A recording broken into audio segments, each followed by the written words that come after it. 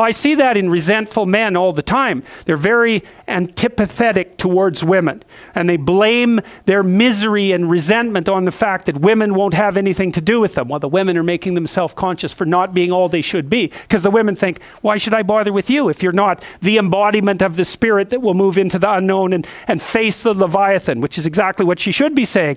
And you're thinking, well, I don't want to have anything to do with that, but I'd like women to like me anyways. It's like, well, good luck with that. So that doesn't work out, right? And that's exactly what happens when God finds out that Adam and Eve have become self-conscious. One of the first things he says is, jig's up now, man. You're going to be working forever, toiling forever. It's your destiny. There's no escaping from it. Well, human beings work. What does that mean? They sacrifice the present for the future. And that's partly, as soon as this happens, like the next story, which is Cain and Abel, you see the motif of sacrifice emerge, right? That story circulates around the motif of sacrifice. Sacrifice the present for the future. Well, what's the price you pay? You don't get the present. That's a big price, right? Because what you do is, what you're doing essentially is you're taking all the potential suffering of the future and putting it into the present all the time. Well, so what happens? Well, maybe you live longer and you live healthier, but you're not without the burden that puts on you. There's very little difference between self-consciousness and shame. In fact, if you do psychometric analysis of the state of self-consciousness, it loads with neuroticism.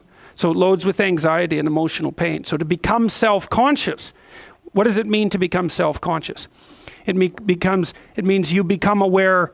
One way of thinking about it is you become aware of your vulnerability, or another is that you become aware of your insufficiency. Okay, so let's say that you're standing up in front of a crowd talking, and you become self-conscious. Well, what happens? Well, first of all, you can't talk anymore. The second is you kind of fall inside. And the third is you feel ashamed. And the fourth is that you retreat and you look down. So it's a low status operation, and it's associated with heightened anxiety. And so then you might say, well, why would you become self-conscious before a crowd? Well, the answer is they can see you, right? And they can judge you. And you can make an error in front of them, and you can make a fool of yourself. So they put you down, that you can display yourself in a manner that ratchets you down the dominance hierarchy. That's to become self-conscious. And so, well, at least you have the advantage of being covered up in front of the crowd. But let's say all of a sudden you're stripped of your clothes. So what's the problem with that? Well, all of your insufficiencies, let's say, are on painful display. You can be evaluated by everyone. But even more importantly than that, if possible, is that clothes actually protect the most vulnerable parts of you. Human beings are upright animals, right? We're very strange animals. You take a cat or a dog, they're basically armored. The part of them that you see, their back is heavily armored, heavily protected. Human beings stretched upright. And so the softest parts of us are there for display. Well, what would you want to be king? You could say king of the world or king of your own soul. What do you want to subordinate yourself to? How about your heroic willingness to encounter the unknown and articulate it and share that with people? There's no nobler vision than that. And I don't see that it's merely arbitrary. And it's not merely arbitrary too, because if you do that, to the degree that you do that, assuming your society isn't entirely corrupt, you will be successful. It will actually aid you practically. You'll rise up above men. You'll be selected by women. You'll be admirable. You'll be valued. And you know that because if you look at the people that you admire and value, again, unless you've taken a detour into dark places and are possessed with admiration for people who are working for malevolent purposes and for destruction, you just have to watch the people that you admire and try to figure out what's common across them and draw your own conclusions. And you can ask yourself too, when you're torturing yourself with your conscience because you're not doing what you should be and you know it, what is it that you're torturing yourself in relationship to? You have a vision of your own ideal, and you torment yourself if you're not matching it. What's the ideal? Well, you don't know, right? It's kind of incoherent and poorly articulated, but that doesn't mean it isn't trying to manifest itself and make itself known to you. Who's more self-conscious, women or men? And the answer to that is women are more self-conscious than men. And even further, you might say that women taught men to be self-conscious, and I believe that to be the case. Maybe babies taught women to be self-conscious, but women taught men to be self-conscious, and they still teach them that all the time. Because there's nothing that makes a man more self-conscious than to be rejected by a woman that he desires. So the woman is always offering self-consciousness to men, and it isn't necessarily a gift that they exactly appreciate. And that motif, of course, runs through the Adam and Eve story centrally, because Eve is damned forever in some sense for making Adam self-conscious. Well, he didn't want to be self-conscious. Things were pretty good when his eyes were closed and he was wandering around not worrying about whether he was naked or not. Well, the women became self-conscious. Why? Because of snakes. Well, maybe, right? Maybe that's exactly what happened, you know? So imagine we're being preyed upon for millions of years by predatory reptiles, right? And we become more and more alert to threat and more alert to threat. And then one day we get so alert to threat that we can see threat lurking in the future. And then all of a sudden we become aware of the future, and then we become aware of death, and then we're really self-conscious. But it's pretty good if you want to keep the snakes down, which we've been doing quite successfully ever since then. But it's a big price to pay. We got so damn sensitive to threat that we were finally able to conceive the ultimate threat, not proximal threats, but the fact of threat itself, and the fact of mortality itself, and the fact of finitude itself. And maybe women learned that because they become painfully aware of the mortal limitations of their infants first, right? This small thing could die, could end, and certainly as an object of predation. And the problem again for men with being allied with women and infants is that it also heightens their self-consciousness, because you're a lot tougher and more indomitable, say, if there's just you. But as soon as you have a wife, say, and then you also have an infant, well, all the burden of their self-consciousness and their vulnerability is placed upon you. Well, it's a hell of a bargain. Well, why did men accept the bargain? Well, it's partly because women stood in front of them offering them fruit, right? Well, part of the price that the men paid for that was to wake the hell up. Well, who the hell wants that? It's a lot more calming to remain asleep with no knowledge of the sort of burden of mortality that you would bear if you became self-conscious. So fine, so now they're done with it. The snake and the fruit woke them up, and they can see, and the scales drop from their eyes, and so we can really see. Well, so what does that mean? Half our brain is devoted to visual processing. So as long as our eyes got better, our brain got bigger and bigger and bigger and bigger. What happens when it gets big enough? Well, not only can you see, you can meta-see. You can start to see into the future. Well, that's exactly what happened to us. Not only could we see with our eyes, we could see with our imagination. And our imagination is, you can see with your eyes closed, right? Close your eyes, bring up a vision. You can imagine the future. Well, what are you seeing? You're seeing a potential future with your eyes closed. The circuitry's there. Once it's developed, you can use it to imagine. You can project your vision into places that don't even exist, and you can start to conceptualize the future. What happens when you conceptualize the future? Well, I'm spoiling the punchline. You have to work, because you can see the future coming. You think, oh, the future's coming.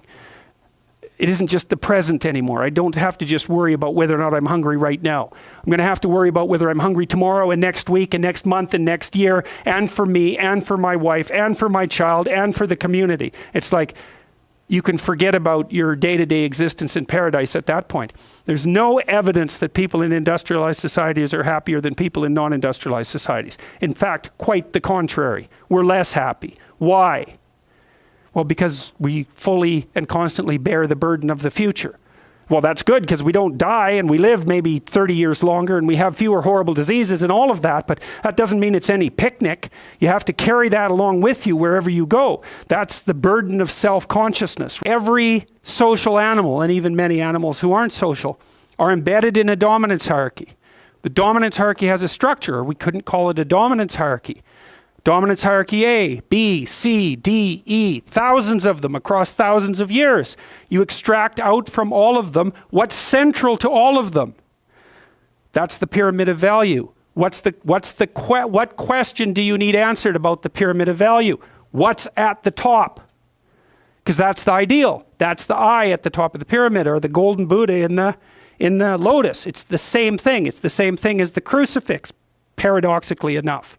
And that has to do with something like the voluntary acceptance and therefore transcendence of suffering. It's something like that. These are not arbitrary ideas. They're deeply, that's my case anyways, they're deeply, deeply, deeply rooted in biology and culture. They're as deeply rooted in biology as the dominance hierarchy is rooted in biology. And we already know the answer to that. The dominance hierarchy has been around for 350 million years. It's a long time. You don't get to just brush that off and say, well, morality is some sort of second order cognitive problem. It's like, no, it's not. I mean, I can tell you something about its instantiation in your nervous system. You have a counter at the bottom of your brain that keeps track of where you are in terms of your status. And it bloody well regulates the sensitivity of your emotions.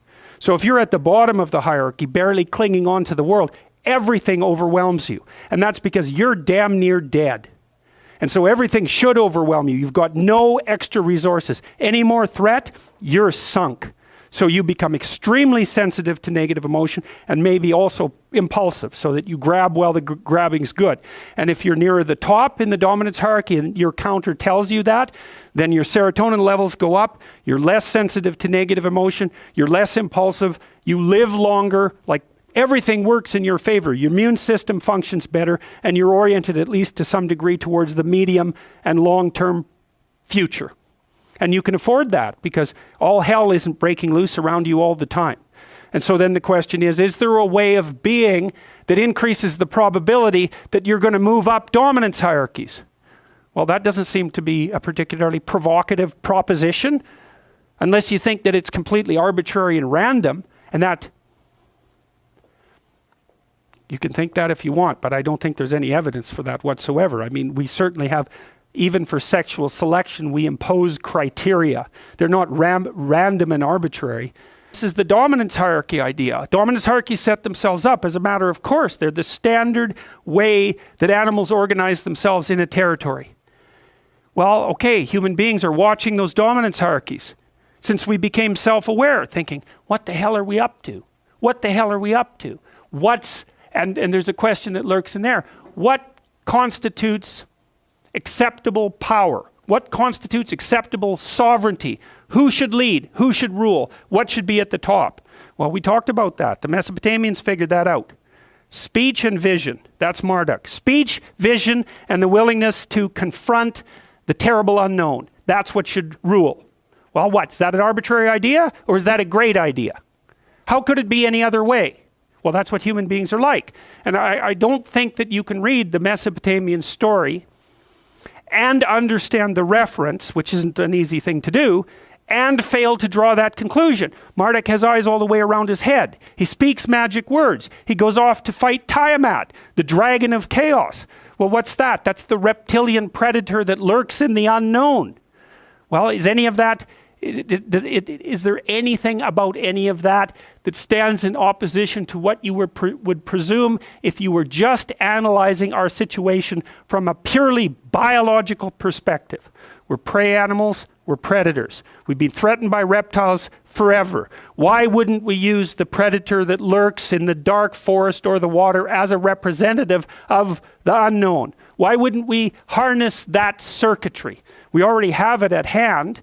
And even more to the point, how could we do anything else? It makes perfect sense. Well, so then you might say,